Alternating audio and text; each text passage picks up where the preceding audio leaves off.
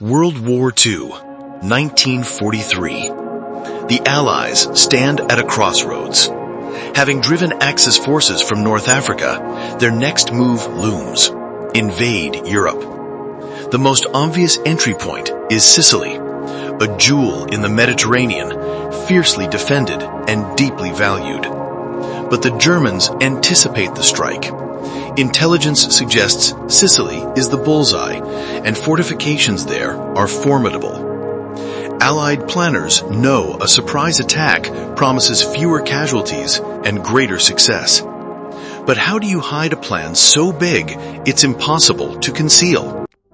Enter MI5, Britain's intelligence nerve center, bustling with officers and typists, cigarette smoke curling around sharp suits and frayed nerves.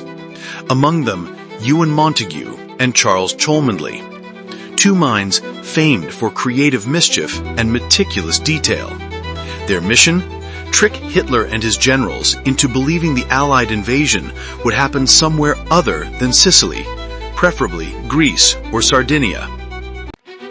What emerged was one of the strangest and most ambitious ideas in spycraft: Operation Mincemeat.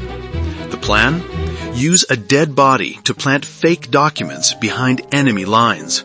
The corpse would be the perfect courier, silent, unsuspected, and with the right paperwork, entirely believable. So, they found Glyndwr Michael, a Welsh vagrant who died tragically in London. British officials offered him a secret role in history and reimagined him as Major William Marden, an officer of the Royal Marines carrying urgent top-secret papers. Montagu and Cholmondeley knew the ruse had to be impeccable. The body was dressed in military uniform, complete with wallet full of pounds and keys, theater ticket stubs, a photograph of a loving invented fiancée named Pam, letters between generals, personal correspondence, and official-looking orders filled his briefcase. Every detail, down to the laundry labels and the chemistry of his pockets, was scrutinized to pass the closest inspection. The centerpiece, a letter indicating Allied plans to invade Greece and Sardinia, not Sicily, waited inside.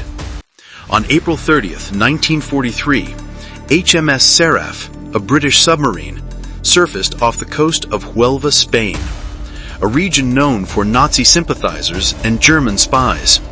As dawn broke, the crew released the body. It drifted to shore, where Spanish fishermen discovered the lifeless major and summoned the authorities. Coded signals traveled fast.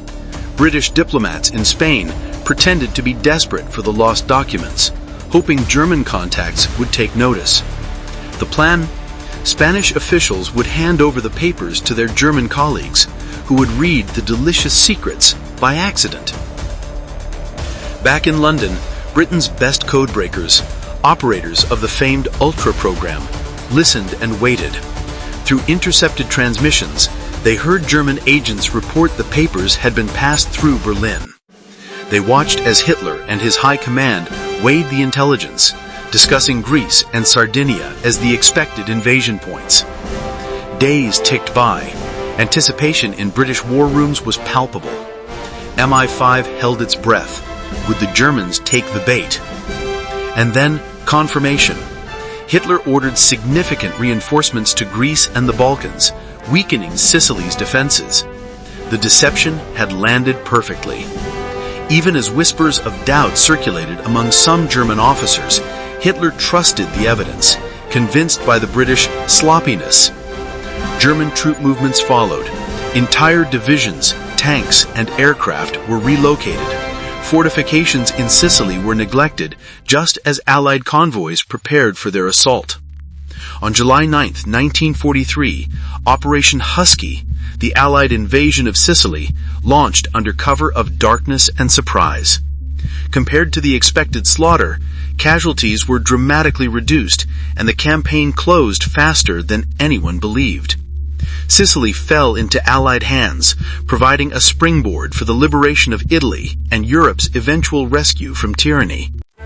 Many historians credit Operation Mincemeat as a key factor in this success, proof that clever use of fiction can precede hard-won military victory.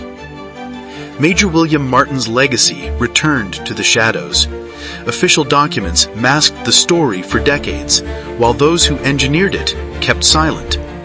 Only years later did the world learn about Mincemeat's bizarre ingenuity, a tale that felt more like legend than fact.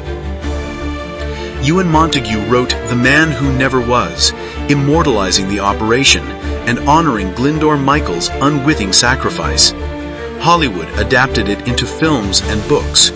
The real Major Martin's grave still stands in Spain, visited by those who know only a fraction of the truth. Operation Mincemeat is more than just a wartime oddity. It's a lesson in daring, detail, and deception.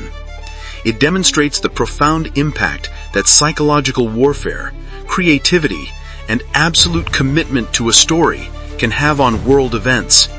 Beneath layers of falsehood and faith, reality can be bent and victories won without firing a shot. As you ponder the quiet grave in Huelva, or the documents that once flew across Europe, ask yourself, how many wars have been shaped by the art of the unseen, the mind games behind the curtain? Perhaps the most remarkable truth of all is that sometimes, to win the greatest battles, you must dare to invent a life, if only for a moment, if only for victory. This is the story of Operation Mincemeat, the man who never was, the life that never lived, and the lie that helped shape the course of World War II.